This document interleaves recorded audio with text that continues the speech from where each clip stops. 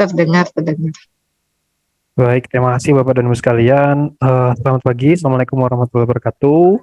Salam sejahtera bagi kita semua. Perkenalkan, saya Febrian. Dalam hal ini adalah perwakilan dari teman-teman SIM PKB, yaitu selaku pengembang gitu ya. Terutama khususnya untuk fitur laporan PMO yang nantinya bakal terdelivery atau bakal diakses oleh rekan-rekan kepala sekolah sekalian. Kalau Bapak dan Ibu sekalian kepala sekolah saat ini sudah pernah melihat atau sudah login ke SIM PKB-nya, pasti sudah ada menunya gitu ya. Tapi khusus untuk yang angkatan 1 sama angkatan 2 aja gitu ya.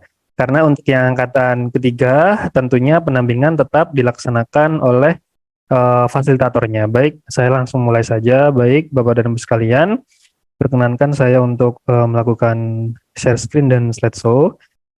Bapak dan Ibu sekalian, sebagai awalan kami perlu menjelaskan bahwasanya aplikasi SIM PKB itu tersistematis atau tersistem itu berdasarkan 3 komponen ini, begitu ya. Yang pertama adalah sumber data, yang ketiga adalah aturan, yang kedua adalah aturan, dan yang ketiga adalah teknologi.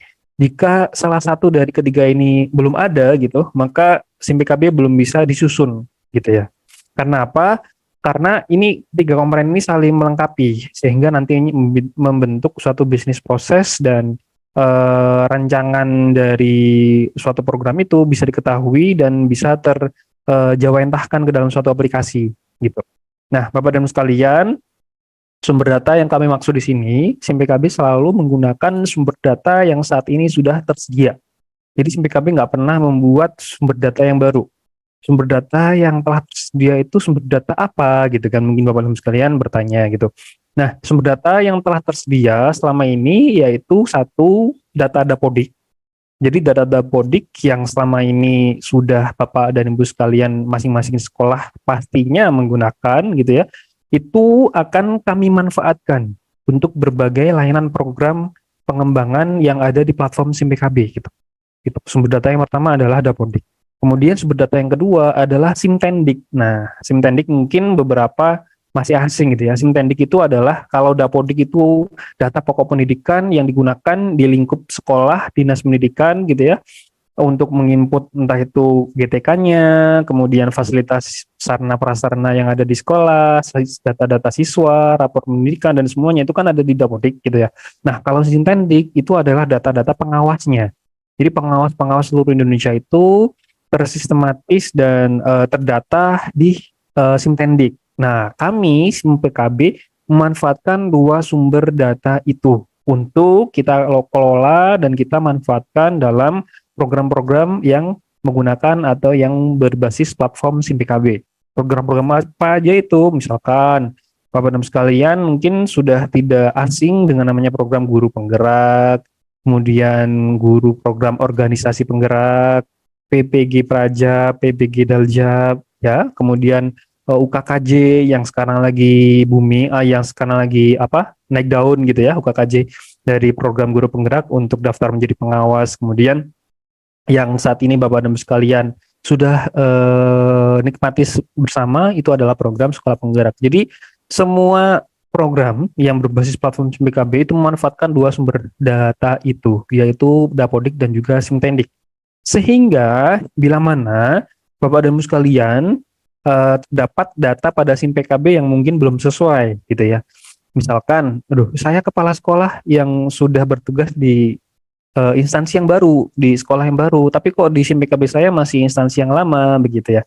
Nah, itu Bapak dan Ibu sekalian, silakan di cross check terlebih dahulu di Dapodiknya. Apakah Dapodiknya itu sudah diubah atau belum? Karena SIM PKB mengambil datanya dari Dapodik. Sehingga kalau misalkan di Dapodiknya belum dirubah, jangan harap di SIM PKB-nya akan berubah. Gitu. Jadi SIM PKB itu hanya memanfaatkan data aja yang ada di Dapodik dan juga Simtendik itu. Tidak melakukan kelola atau tidak membuat data baru. Oke. Tuh, sumber data yang pertama. Jadi setiap program harus ada sumber data. Yang kedua harus ada regulasi atau aturan atau kebijakan. Dalam hal ini tentunya dalam setiap program itu berbeda-beda gitu ya. PSP bagaimana, kemudian PGP bagaimana, dan program yang lainnya bagaimana. Nah, dari situ nanti berdasarkan sumber data dan juga aturan dari setiap program itu kira-kira teknologi memungkinkan nggak untuk dikembangkan sesuai dengan aturan yang tersedia ini, begitu. Sehingga runtut atau dilihat ada benang merahnya dari sumber data yang ada dan juga aturan-aturan sesuai dengan program yang tersedia dijawantahkan atau dibentuk suatu sistem yang Bapak dan Ibu sekalian sekarang sudah nikmatin atau bisa diakses bersama. Bisa dilihat bisnis prosesnya bagaimana, bisa dilihat benang merahnya bagaimana. Sehingga yang terdeliver atau yang telah disampaikan ke Bapak dan Ibu sekalian itulah berasal dari tiga komponen ini gitu, saling melengkapi. Terbentuklah suatu aplikasi atau program, namanya program sekolah penggerak khususnya ini gitu ya. Pun demikian untuk laporan PMO ini gitu. Jadi kalau laporan PMO ini kan hal yang baru untuk kepala sekolah angkatan 1, angkatan kedua baru dalam proses mengisikan di SIM PKB begitu ya. Karena tahun-tahun sebelumnya biasanya yang mengisikan laporan PMO itu adalah fasilitatornya gitu ya. Dengan beberapa alasan untuk kemandirian dan juga untuk meneruskan estafet. Maka untuk implementasi tahun ini angkatan 1 dan juga angkatan kedua kepala sekolah lah yang nantinya mengisikan laporan PMO di SIM PKB. Nah, itu sudah terlihat ya. Aturannya muncul, yaitu perubahan aturan, di mana fasilitator tahun lalu mengisikan laporan PMO, kemudian tahun ini yang mengisikan adalah KS untuk angkatan 1, angkatan kedua. Aturannya demikian. Nah, kami dari sisi pengembang yang memiliki teknologi gitu ya, sehingga perlu untuk menyesuaikan di sistemnya bagaimana. Nah, dari sana benang merahnya kelihatan, sehingga Bapak dan Sulian nggak tiba-tiba tanya, loh, ini di SIM PKB saya kok tiba-tiba muncul laporan PMO? Kenapa ini? Nah, berarti bisa dikatakan, oh berarti ada kemungkinan ada perubahan kebijakan. Kebijakannya berubah, sehingga tampilan di aplikasi juga berubah dan disesuaikan. Gitu ya, Bapak dan sekalian. Oke, Bapak dan sekalian, kembali lagi ke sumber data. Kita lebih dalam ke sumber data. Sumber data yang kami sampaikan tadi, baik di Simtandik maupun Dapodik, itu SIM PKB memanfaatkan dengan sifatnya adalah mirroring. Mirroring itu artinya kalau di SIM PKB, kalau di Simtandik dan juga di Dapodik tersedia, maka di SIM PKB pasti tersedia. Mirroring, artinya mirroring itu kan cermin gitu ya. Cermin itu artinya ya kayak kita melihat diri kita yang ada dua gitu ya, dibagi dua, satunya di cermin dan satunya di real gitu. Nah, pun demikian gambarannya antara proses data yang ada di Dapodik dan juga Simtandik ini terhadap yang ada di SIM PKB. Di SIM PKB itu cuman mirror aja datanya di Simtandik sama di Dapodik. Kalau di Simtandik sama di Dapodik A, maka di SIM PKB juga A. Pun demikian tadi saya berikan case gitu ya, semisal ada kepala sekolah yang sudah mutasi ke instansi lain tapi di SIM PKB belum berubah, berarti artinya uh, mirroringnya di Dapodik juga belum berubah begitu, karena kan SIM PKB sifatnya cuma mirroring, sehingga yang harus dilakukan adalah melakukan cross check terlebih dahulu di Dapodiknya, apakah Dapodiknya sudah dirubah. Jangan cuman sudah kata operator saya, nah itu nggak bisa, karena bisa jadi operatornya bilang sudah tapi secara Dapodiknya belum dirubah seperti itu ya kan, terutama untuk perubahan kepala sekolah gitu ya. Kepala sekolah kan seharusnya tidak boleh dirubah dalam 3 tahun implementasi gitu ya, sudah ada MOU dengan kepala daerah, tapi mungkin karena satu dua hal kemudian kepala sunya diubah gitu ya, kemudian di SIM kabinnya nggak otomatis terubah. Nah, itu ada mekanisme-mekanisme dalam perubahan kepala sekolah yang harus diikuti, baik dari sisi administratif maupun dari sisi teknis. Dari sisi teknisnya apa? Dirubah dulu di Dapodiknya. Dari sisi administratifnya bagaimana? Harus di apa? Di mediasi terlebih dahulu oleh dinas pendidikannya. Kenapa kok dirubah? Kami sudah ada perjanjian loh dengan kepala daerah, dengan GTK bahwasanya untuk kepala sekolah pelaksana PSP ini nggak boleh dirubah, karena dirubah dan seterusnya gitu ya. Sehingga kalau misalkan dari sisi administratif sudah oke, teknis oke, pasti di SIMKP juga akan berubah. Pun demikian di Simtendik gitu ya. Simtendik adalah yang berkaitan dengan pengawas. Bapak dan sekalian pasti sudah pernah ikut namanya PKP. PKP juga ada pengawas yang ikut di sana. Nah, itu di SIM PKB kan, Bapak dan Ibu sekalian untuk memilihnya siapa pengawas yang diikutkan untuk PKP ya kan. Nah, itu kita menampilkan data pengawasnya, nggak tiba-tiba di SIM PKB ada, bukan. Tapi kita menarik data yang ada di SIM Tendik, sehingga di SIM PKB dimunculkan. Itulah sifat mirroring, gitu ya. Sehingga di SIM PKB bisa memanfaatkan dari sumber data itu untuk berbagai program yang ada, mulai dari PGP, PSP, seperti yang tadi kami sampaikan. Sifat mirroring data ini pun paling lama itu sinkronisasi Dapodik Simtendik terhadap SIM PKB itu paling lama 2 kali 24 jam. Artinya paling lama, bisa lebih cepat daripada itu. Oke. Nah, Bapak dan Ibu sekalian terkait dengan akun SIM PKB. Nah, ini Jadi Bapak dan Ibu sekalian, mungkin sekarang sudah punya akun belajar.id, sudah punya akun SIMPKB sendiri. Nah, Bapak dan Ibu sekalian, bahwasannya SIMPKB itu sudah menerapkan namanya single sign on.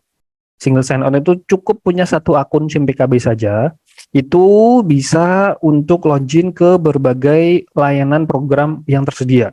Dan itu saling nyambung gitu.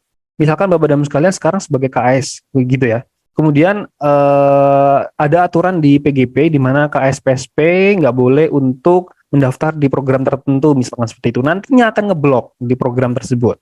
Karena antar program dengan platform SIMPKB itu sudah saling terkoneksi berdasarkan akun. Nah, itu adalah kemanfaatan dari sistem namanya single sign on. Dengan sistem single sign on ini juga, Bapak dan Ibu sekalian, cukup satu akun saja bisa untuk menjadi berbagai peran yang tersedia. Misalkan Bapak dan Ibu sekalian sekarang sebagai KS di PSP gitu ya, namun juga menjadi narasumber di program PGP, misalkan seperti itu. Itu cukup satu akun saja. Tidak perlu untuk memiliki dua akun, satu sebagai KS di PSP, satu sebagai narasumber di PGP, tidak perlu seperti itu. Cukup satu akun saja, maka bisa untuk ditempeli dua peran sekaligus. Pun dua dalam program sekaligus. Dan bisa menempel pada instansi. Jadi kalau di KS tadi, di PSP-nya, itu kan sebagai kepala sekolah naungannya di mana? Di instansi KS-nya, di instansi sekolahnya gitu ya. Tapi kalau sebagai narasumber biasanya adalah nempel pada instansi siapa penyelenggara suatu diklat, misalkan seperti itu. Nah itu, dengan memanfaatkan namanya sistem single sign on. Kita juga, SIMPKB juga telah menerapkan OAuth. OAuth itu bisa login dengan akun yang dimiliki lainnya. OAuth hal ini adalah dengan belajar.id. Sehingga Bapak dan Ibu sekalian, kalau misalkan punya akun belajar.id, bisa login SIMPKB melalui akun belajar.id-nya, ya kan ya? Nah, itu artinya SIMPKB juga selain menerapkan single sign on juga telah menerapkan sistem yang namanya OAuth. Nah, baik, itu awalan terkait dengan gambaran SIMPKB saat ini dan juga gambaran suatu aplikasi itu dibuat gitu ya. Ada satu sumber data, yang kedua tadi itu adalah aturan atau regulasi, dan yang ketiga adalah teknologi. Dan kami berada dalam sisi teknologinya gitu ya, meramu dari tiga komponen itu. Sekarang kita lebih mendalam ke laporan PMO, di mana tujuan dari adanya kegiatan daring ini adalah membahas terkait ini gitu. Laporan PMO sebelumnya adalah di fasilitator untuk angkatan 1 sama angkatan kedua. Kemudian aturannya berubah dengan beberapa tujuan tadi, sehingga secara regulasi kan dirubah, secara teknologi harusnya dirubah. Di mana kepala sekolah untuk implementasi 2023 artinya adalah angkatan 1 tahun ketiga dan juga implementasi untuk angkatan kedua tahun kedua itu nantinya mengisikan, dan yang harus memfasilitasi PMO bukan lagi fasilitator, melainkan adalah kepala sekolahnya. Gitu. Bagaimana untuk yang angkatan ketiga? Angkatan ketiga ini karena baru tahun pertama, artinya baru lahir ke dunia gitu istilahnya ya, Bapak dan Ibu sekalian, sehingga fitrahnya bayi yang baru lahir kan belum tahu apa-apa. Nggak bisa kalau tiba-tiba baru lahir kemudian diminta untuk jalan dan juga makan sendiri begitu kan. Belum ada yang membimbing, belum ada insight yang masuk ke dalam dirinya, sehingga masih harus didampingi dan juga difasilitasi oleh fasilitator.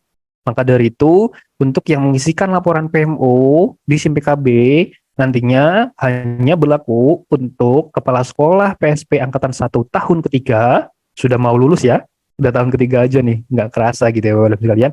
Dan juga untuk yang angkatan kedua tahun kedua. Untuk yang kepala sekolah angkatan ketiga tahun pertama nanti tidak ada menu laporan PMO. Laporan PMO karena tetap akan difasilitasi dan akan diisikan oleh fasilitator pendampingnya. Ya, oke. Nah ini.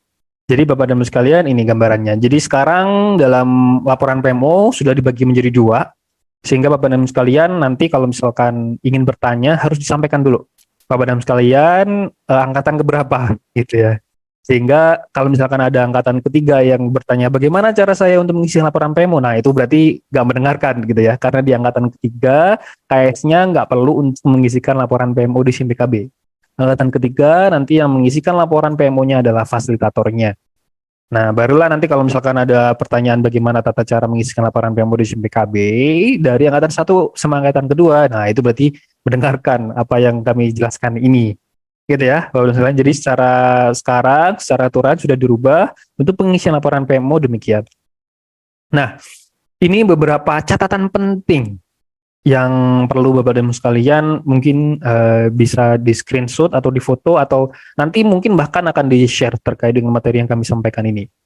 Bapak dan Ibu sekalian angkatan pertama dan juga angkatan kedua mungkin masih ingat atau mungkin juga sempat melihat dan mendengar dan mengetahui bahwasanya tahun lalu itu saya tahu dari fasilitator saya bahwasanya saya masuk dalam kategori sekolah yang intensif atau saya masuk dalam kategori sekolah mandiri atau moderat atau di sistemnya itu kami tuliskan dengan kategori 1, 2, 3 gitu. Bagaimana dengan tahun ini? Nah, Bapak dan Ibu sekalian, implementasi tahun 2023 itu sudah ditiadakan terkait dengan kategori sekolah ini gitu.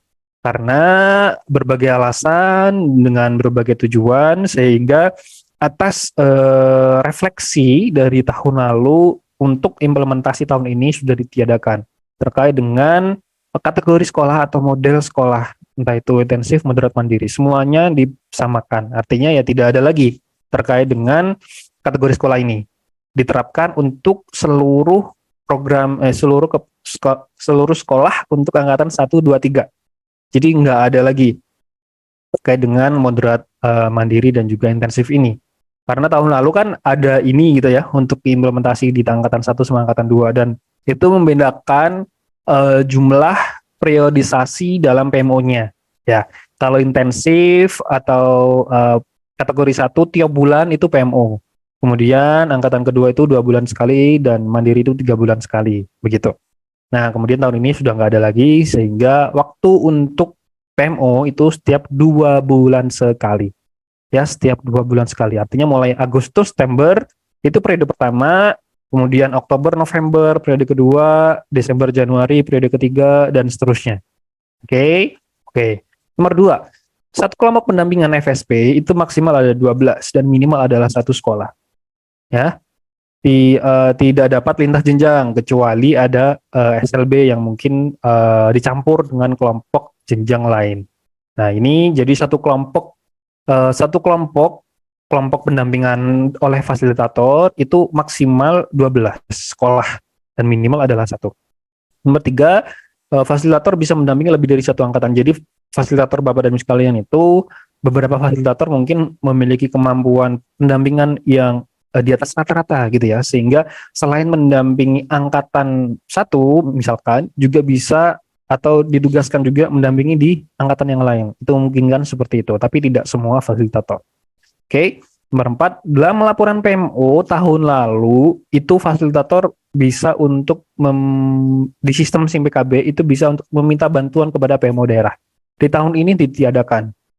Ditiadakan bukan berarti fasilitator nggak bisa minta bantuan, nggak, tapi dengan mekanisme yang berbeda, gitu saja. Ya, hasil dari refleksi implementasi tahun lalu. Kemudian nomor 5, ya seperti yang tadi kami sampaikan, PMO dilakukan 2 bulan sekali, setiap bulan 2 bulan sekali itu mulai Agustus, September periode 1, Oktober, November periode 2, dan seterusnya sampai nanti periode ke-6, yaitu di Juni, Juli. Oke, nomor 6, laporan PMO untuk FSP atau kepala sekolah akan tetap tutup setiap tanggal 10 di bulan berikutnya. Jadi misalkan sekarang sudah Agustus tanggal 25 ya. Nah, khusus Agustus aja, khusus periode 1, khusus Agustus nanti akan ditutup pada tanggal 20 di bulan September. Ya, khusus di periode 1 aja, nanti laporan PMO Bapak dan Ibu sekalian kepala sekolah angkatan 1, angkatan 2 nanti akan ditutup pada tanggal 20 September. Periode 2 nanti baru nanti ditutupnya di tanggal 10 bulan berikutnya. Misalkan periode 2 itu kan Oktober November. Ya, Oktober November. Jadi, tertutupnya di SIM PKB nggak bisa tertutup itu maksudnya nggak bisa mengisikan laporan lagi itu di tanggal 10 November. 10 November. Ya, 10 November. Jadi periode kedua itu tertutup di tanggal 10 November, periode ketiga tertutup di 10 Januari. Ya. Namun tadi seperti yang kami sampaikan, disclaimer gitu ya, untuk periode 1 Agustus ini nantinya akan kami tutup di tanggal 20 September ya. Sebagai tataran untuk ya masih pertama lah, silakan di eksplorasi dan di hati-hati bagaimana tata cara pengisiannya dan seterusnya. Oke, nomor 7, pelaporan dan implementasi. Dalam 1 tahun implementasi dibagi menjadi 2 semester, di mana setiap semester adalah 6 bulan implementasi. Seperti yang tadi disampaikan oleh Bu Alma gitu ya. Jadi setiap 6 bulan, Bapak dan Ibu sekalian, nanti Agustus ini akan diminta untuk mencari topik dan juga subtopik gitu ya. Kira-kira yang harus diselesaikan terlebih dahulu itu apa? Ya, kemudian diimplementasikan. Nah, proses implementasinya bagaimana? Ada kendala nggak dalam proses implementasinya? Itu nantinya dilaporkan juga di SIM PKB pada periode kedua dan juga ketiga. 6 bulan kan? 6 bulan berarti kan Agustus, September, Oktober, November, Desember, Januari. Ya kan? Berarti semester pertama itu mencari topik dan juga subtopik itu dilakukan di periode pertama. Oke, yaitu di Agustus September itu. Silakan nanti di SIM PKB mencari atau menentukan, bukan mencari ya, menentukan ya. Kami nanti akan sudah ada listingnya, akan kami dimakan. Silakan menentukan kira-kira dari topik yang telah tersedia itu yang harus diselesaikan apa. Pilih subtopiknya, subtopiknya maksimal 2. Sehingga beberapa sekalian mungkin banyak sekali masalah. Ya harapannya kami nggak banyak masalah ya. Mungkin ada beberapa masalah, dari beberapa masalah itu silakan disortir. Yang prioritas untuk diselesaikan 2 saja dipilih. Kira-kira dari listing beberapa masalah itu 2 teratas yang harus diselesaikan itu mana, itu nanti yang harus dipilih dan dipilihnya di SIMPKB. Dan itulah yang harus diselesaikan dalam 1 semester, yaitu mulai bulan Agustus sampai bulan Januari. Nanti Februari sampai Juli memilih lagi 2 subtopik dan dilaporkan selama rentetan semester yang kedua gitu. Nah ini Bapak dan Ibu sekalian.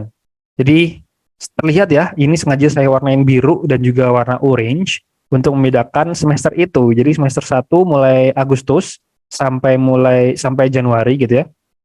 Kemudian di periode 1 nanti mengisikan refleksi pembelajaran dan juga akar masalahnya apa, mencari refleksi dan akar masalahnya apa, kemudian mengisikan rencana tindak lanjut implementasi dari akar masalah, yaitu berupa memilih topik sama subtopik.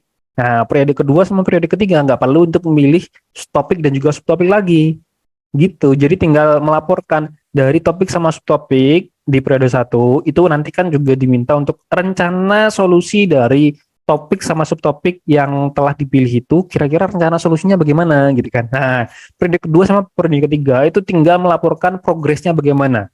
Dari implementasi itu kira-kira apa? Adakah kendala, sudah diimplementasikan atau belum gitu kan. Follow up-nya bagaimana dan seterusnya. Nah, itu dilaporkan di periode kedua dan ketiga. Nanti periode keempat baru diharapkan memilih subtopik lagi gitu. Tadi sudah disampaikan juga ya sebelumnya, apakah boleh memilih subtopik lagi yang sama pada semester kedua gitu ya. Kalau misalkan memang kendalanya belum selesai, kenapa enggak untuk memilih subtopik yang sama? Gitu. Nggak apa-apa dipilih lagi yang sama, kemudian nanti tetap untuk periode kelima sama keenam melaporkan progresnya bagaimana, apakah ada kendala dan seterusnya. Gitu ya, Bapak-Ibu sekalian. Mungkin sudah ada gambaran ya, sehingga nanti bisa untuk Bapak-Ibu sekalian merefleksikan dan mulai untuk kira-kira merancang atau melihat kira-kira kendala apa yang ada di sekolahnya masing-masing, sehingga nanti harus direfleksikan dan cari akar masalah serta disepakati solusi bersamanya bagaimana dan nanti dilaporkan di SIMPKB. Bapak dan Ibu sekalian, selain Bapak dan Ibu sekalian memiliki akses untuk mengisikan laporan PMO angkatan 1 sama angkatan 2 ya, ini kita bicaranya. Nantinya akan ada beberapa role ini yang bisa melihat laporan Bapak dan Ibu sekalian. Jadi ada admin BGP, UPT, PMO, Dinas Pendidikan bahkan itu dimungkinkan untuk melihat laporan-laporan yang kepala sekolah isi. Gitu. Sehingga kalau misalkan mengisikan selengkap mungkin, nggak ada batasan ya terkait dengan mengisikan isu atau mengisikan rencana implementasi, itu tidak ada batasan karakter. Sehingga Bapak dan Ibu sekalian silakan isi sedetail mungkin. Gitu ya. Sifatnya bersifat Word. Jadi kalau mungkin masih punya reng-rengannya dalam bentuk spreadsheet atau Google Slide gitu, nah mungkin bisa bisa dideskripsikan lagi karena nanti isiannya hanya berupa word saja gitu.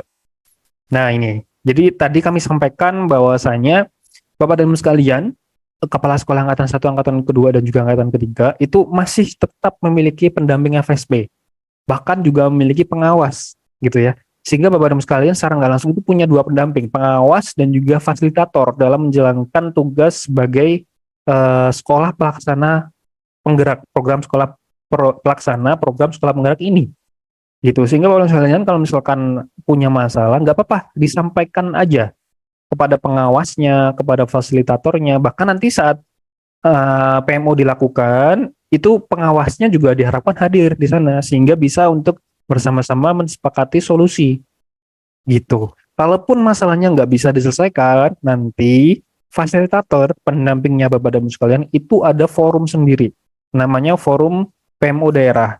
Beberapa fasilitator ikut di sana. Kalaupun fasilitator Bapak dan Ibu sekalian nggak ikut pada forum ini, fasilitator itu punya yang namanya koordinator fasilitator. Artinya apa? Pembinanya pendamping atau fasilitator itu pendamping. Tapi mereka juga punya pembina gitu. Sehingga fasilitator itu bisa mengutarakan kendala yang dialami oleh sekolah-sekolah itu kepada koordinator fasilitatornya. Koordinator fasilitatornya nanti dalam ruangan tertentu atau dalam forum tertentu, yaitu forum PMO daerah ini, akan membahas kendala yang dialami oleh Bapak dan Ibu sekalian kepala sekolah. Gitu. Jadi tidak ada kendala yang tidak ada solusinya. Tidak ada penyakit yang nggak ada obatnya gitu ya. Sehingga Bapak Ibu sekalian kalau memang ada kendala di sekolahnya, akar masalah topik sama topiknya sudah ditemukan, solusinya mentok, ya sudah diimplementasikan tapi tidak ada perubahan dan seterusnya, silakan disampaikan ke fasilitatornya. Fasilitatornya nanti akan menyampaikan ke koordinator fasilitator. Koordinator fasilitator nantinya akan menyampaikan dalam forum PMO daerah terkait dengan kendala yang Bapak dan Ibu sekalian alami untuk dibahas bersama. Dengan siapa? Dengan Dinas Pendidikan, dengan BBPMP, dengan BGPBG, bahkan mungkin ada teman-teman dari pusat juga yang hadir dalam PMO daerah itu karena diundang dan seterusnya. Gitu. Jadi Bapak dan Ibu sekalian sebagai pelaksana program sekolah penggerak ini tidak sendirian. Jangan pernah merasa sendirian dalam implementasinya gitu ya. Bapak dan Ibu sekalian punya kami. Ya, Bapak dan Ibu sekalian punya fasilitator, punya pengawas, mereka pun nggak sendirian, punya koordinator fasilitator, punya PMO daerah, dan seluruh perangkat yang ada gitu. Sehingga kalau misalkan Bapak dan Ibu sekalian mengalami kesulitan, silakan disampaikan.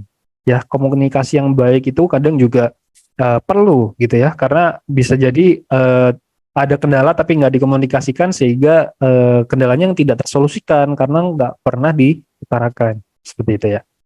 Nah, ini tampilan laporan PMO-nya seperti ini. Bapak dan Ibu sekalian, angkatan 1, angkatan 2 kalau sudah mengakses pasti tampilannya juga seperti ini. Nah, ini kami lengkapi dengan dokumen instrumen laporan-laporannya dan juga panduan laporan PMO-nya. Itu. Nah, sesi selanjutnya saya akan melakukan demo sistem. Jadi yang punya pertanyaan, Bapak dan Ibu sekalian mohon tahan dulu gitu ya. Nah, Bapak dan Ibu sekalian, ini saya coba demokan di sistem demo. Kalau ada demo masak itu artinya kan mendemokan di televisi memasak dan Bapak dan Ibu sekalian nanti supaya bisa mengimplementasikan. Nah, nggak ada bedanya dengan saya. Saya istilahnya mendemokan di dapurnya saya, nanti Bapak dan Ibu sekalian mengikuti langkah-langkah yang telah kami sampaikan sebagaimana demo ini di akun SIM PKB-nya Bapak masing-masing, Bapak Ibu masing-masing. Gitu ya. Nah, Bapak dan Ibu sekalian, ini contohnya saya adalah kepala sekolah angkatan 1 maupun angkatan kedua. Gitu ya. Pasti menunya muncul beberapa menu ini gitu ya. Ada menu daftar pengawas guru dan pengawas, ini yang dipakai untuk kajuan PKP dulu gitu ya. Kemudian dua menu ini bisa diabaikan. Ini dulu di angkatan 1 muncul menu ini untuk mengisi follow up atau evaluasi kinerja dari fasilitatornya di angkatan 1 dulu ya. Angkatan kedua nggak diterapkan lagi, sehingga kalau misalkan ini Bapak dan sekalian klik sudah ada informasinya bahwasanya menu ini sudah tidak diterapkan. Nah, Bapak dan Ibu sekalian, kepala sekolah angkatan 1 dan juga angkatan kedua, tanpa bermaksud mengkerdilkan angkatan ketiga gitu ya, tapi kami jelaskan ini khusus untuk angkatan 1 dan juga angkatan kedua karena memang modulnya ini tersedia untuk dua angkatan itu. Laporan PMO bisa diakses pada menu ini, laporan PMO silakan diklik saja, maka nanti tampilannya akan seperti ini. Tampilan di atasnya menjelaskan nama sekolah Bapak dan Ibu sekalian, kelompok masuk dalam kelompok apa. Ya, jadi tadi kami jelaskan bahwasanya pendampingan itu ada kelompoknya, gitu ya. Dan ada namanya. Nama kelompoknya apa? Nah, itu yang menentukan BGP masing-masing, gitu ya. Ini nama kelompoknya. Ada informasi angkatan keberapa, tahun keberapa. Oke. Kemudian ada filter untuk melihat periodenya. Jadi periodenya tadi selama setahun kan dibagi menjadi 2 semester, di mana setiap semesternya itu ada 3 periode, gitu ya. Agustus, Oktober, Agustus, September, Oktober, November, Desember, Januari, Februari, Maret, dan seterusnya, gitu ya. Nah, pada periode Agustus, Bapak dan Ibu sekalian, nanti otomatis akan muncul periode Agustus, gitu ya. Kemudian Bapak dan Ibu sekalian nanti akan diminta untuk mengisi 2 bagian. Yang pertama adalah bagian laporan pelaksanaan, dan yang kedua adalah laporan tindak lanjut. Laporan pelaksanaan itu maksudnya Bapak dan Ibu sekalian, tata cara mengisinya, klik aja lengkapi laporan. Diminta untuk tanggal PMO-nya kapan dilakukan. Ya, tanggal PMO-nya di sekolah masing-masing kapan dilakukan. Misalkan tanggal 15 kemarin, anggap aja seperti itu. Jumlah yang ikut atau hadir dalam kegiatan PMO itu berapa orang, misalkan, anggap saja seperti ini. Kemudian Bapak dan Ibu sekalian akan diminta untuk menuliskan hasil refleksi pembelajaran dan karakter berbasis peserta didik. Jadi Bapak dan Ibu sekalian, tadi sudah disampaikan gitu ya, sebelum PMO itu dilakukan, harusnya kepala sekolah itu telah melakukan refleksi atau memimpin refleksi terkait dengan uh, pembelajaran dan karakter berbasis peserta didik. Misalkan bagaimana nanti dia outputnya itu diharapkan adalah data-data, misalkan berapa jumlah kasus perundungan di tahun ini, gitu ya. Itu kan suatu masalah, direfleksikan. Ternyata hasilnya adalah 10 kasus. Kendalanya apa? Itu ditemukan semuanya. Itu adalah refleksi pembelajaran berbasis peserta didik. Salah satunya contohnya misalkan seperti itu. Kemudian iklim pembelajaran di sekolah itu bagaimana sih? Kita kekurangan apa? Sarana prasarannya apa yang kurang memadai dan seterusnya. Itu ada jumlah-jumlahnya gitu. Nah, itu diharapkan dilakukan oleh Bapak dan sekalian sebelum PMO itu dilakukan. Jadi ada pra PMO dan juga PMO. Nah, pra PMO, ketika pra PMO itu sudah dilakukan, ya sudah melakukan refleksi, itu dituliskan hasil refleksinya apa. Misalkan hasil pembahasan iklim pembelajaran di sekolah kami kurang memadai karena jumlah kelas atau jumlah sarananya masih ada sekian atau sekian dan seterusnya, misalkan seperti itu. Nah, itu kan hasil refleksi. Kemudian akar masalah dari refleksi itu apa? Misalkan ini kan refleksinya tadi terkait dengan iklim pembelajaran. Misalkan sarannya kurang memadai, ya anggap aja seperti itu. Akar masalahnya apa? Mungkin karena bantuannya belum turun. Bantuannya belum turun itu karena apa? Oh, karena ada aturan kebijakan terkait dengan kebijakan ini. Nah, misalkan seperti itu. Berarti kan ada masalah. Berarti ada perubahan kebijakan misalkan yang menyebabkan sarana tidak bisa dibeli atau apa. Seperti itu. Ini dideskripsikan secara lengkap. Ya, jadi Bapak dan Ibu sekalian sebelum melakukan PMO itu harapannya sudah menemukan hasil refleksi dan juga akar masalahnya apa. Atau akar masalah ini juga mohon maaf, yang pra PMO itu cuma refleksi pembelajaran, sedangkan akar masalah itu Bapak dan Ibu sekalian nanti digali pada saat PMO. Nah, ya dijelaskan sedetail mungkin. Ini nggak ada batasan untuk deskripsinya harus berapa kata, berapa kalimat, tidak ada batasan, sehingga Bapak dan Ibu sekalian selengkap mungkin, sedetail mungkin, malah lebih bagus. Nah, selanjutnya Bapak dan Ibu sekalian diminta untuk unggah apa dokumentasi. Ya, jadi silakan, pasti ada dokumentasinya ya, foto saat diskusi atau saat kegiatan, silakan Bapak dan Ibu sekalian diunggah dokumentasinya minimal 2.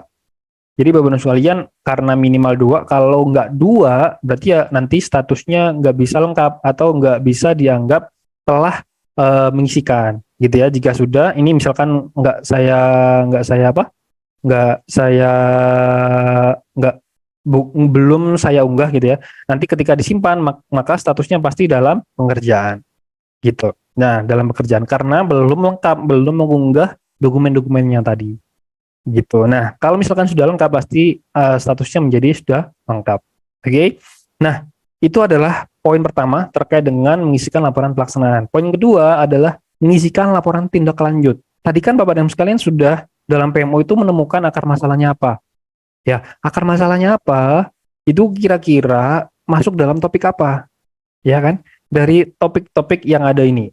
4 topik ini telah ditentukan gitu ya, sehingga di SIMPKB cuma menampilkan misalkan iklim keamanan dan inklusivitas, misalkan seperti ini gitu ya. Dari subtopik terhadap topik itu kira-kira yang lebih spesifik lagi apa?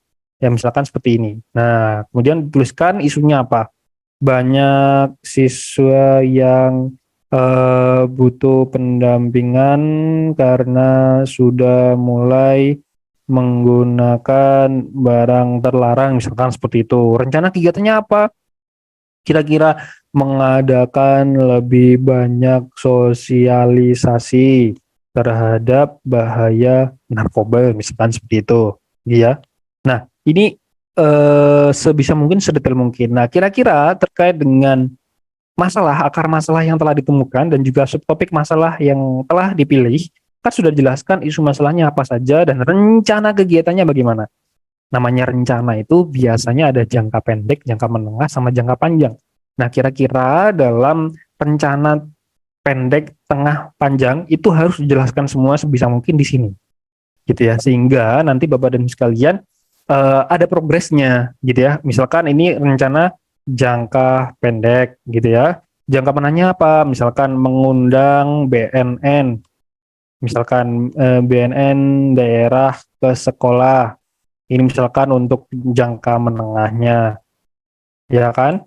Kemudian jangka panjangnya misalkan siswa 0 orang yang menggunakan narkoba, misalkan seperti itu jangka panjang. Jadi rencana itu kan biasanya ada 3 jangka ini gitu. Nah, kira-kira untuk mengimplementasikan rencana dari solusi yang disepakati bersama ini terhadap akar masalah yang ditemukan itu, siapa penanggung jawabnya?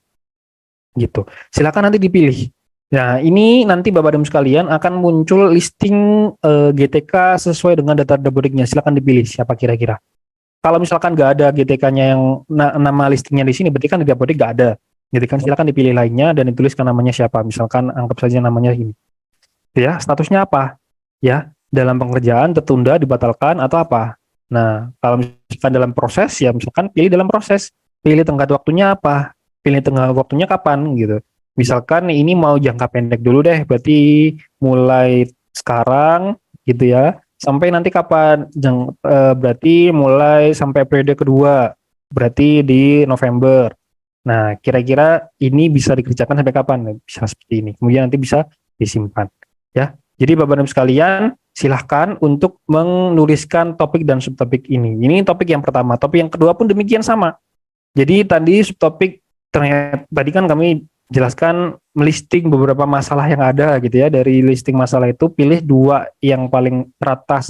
Satu tadi itu dan yang kedua silakan apa? Silakan dipilih lagi dan diisikan sebagaimana yang tadi. Itu di bulan Agustus. Jadi seperti yang tadi kami paparkan di sini ya. Agustus September mengisikan refleksi sama akar masalah dan juga mengisi topik sama subtopik. Nanti di periode Oktober dan juga Desember Bapak dan Ibu sekalian tidak perlu mengisikan topik sama subtopik lagi. Ya, subtopik sama subtopik nanti akan bisa dilihat akan bisa dirubah statusnya. Ini nggak bisa dirubah karena memang sekarang kan belum masuk bulan Oktober gitu ya, sehingga belum bisa. Nanti kalau sudah masuk bulan Oktober gitu, sehingga menunya akan muncul lagi dan bisa untuk dirubah statusnya. Tadi kan statusnya masih dalam proses gitu ya. Ternyata sudah dikerjakan nih proses implementasinya gitu kan. Kita sudah mengundang BNN, berarti kan sudah sampai menengah. Ya nanti silakan dipindahkan statusnya yang ini tadi menjadi status apa? Dalam proses atau selesai. Misalkan sudah mengundang BNN gitu ya.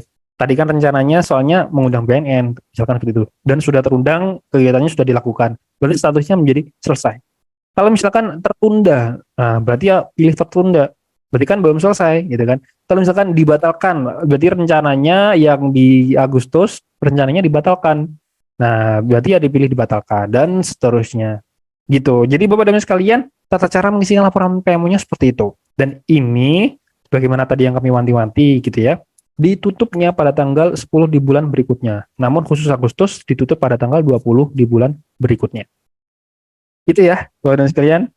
Itu saja. Jadi yang kami sampaikan demo sistem atau terkait dengan laporan PMO di Kepala Sekolah Angkatan 1 Angkatan 2 kurang lebih itu. Ini juga tata cara yang kami sampaikan juga kepada fasilitator di angkatan ketiga. Oh iya, Bapak dan sekalian jangan lupa. Oh ya sudah ya tadi ya. Bapak dan sekalian, bedanya antara di fasilitator dan juga di kepala sekolah. Kalau di kepala sekolah itu tadi kan mengunggah dokumentasi, ya kan? Dokumentasi pada saat kegiatan PMO. Nanti di fasilitator untuk mengisikan laporan PMO terhadap sekolah dampingannya di angkatan ketiga, nanti fasilitator akan mengisikan input link daringnya, nggak perlu untuk unggah dokumentasinya. Gitu. Perbedaannya cuma itu saja. Cuman modul tampilannya ya sama seperti ini. Gitu nanti. Oke, Bapak dan Ibu sekalian, fasilitator angkatan 1, angkatan kedua akan bisa melihat laporan yang kepala sekolah isi ini, gitu. Sehingga nanti fasilitator juga akan membantu untuk jika mana ada laporan yang Bu seharusnya atau Pak seharusnya laporannya diisikan tidak seperti ini, tapi seperti ini. Nah, nanti fasilitator akan tetap bisa membimbing dan mendampingi terkait dengan tata cara pengisian laporan PMO yang dilakukan Bapak dan Ibu sekalian. Itu mungkin yang bisa saya sampaikan terkait dengan gambaran laporan PMO dan juga demo sistemnya. Selanjutnya saya kembalikan kepada moderator. Monggo silakan. Terima kasih dari saya. Assalamualaikum warahmatullahi wabarakatuh.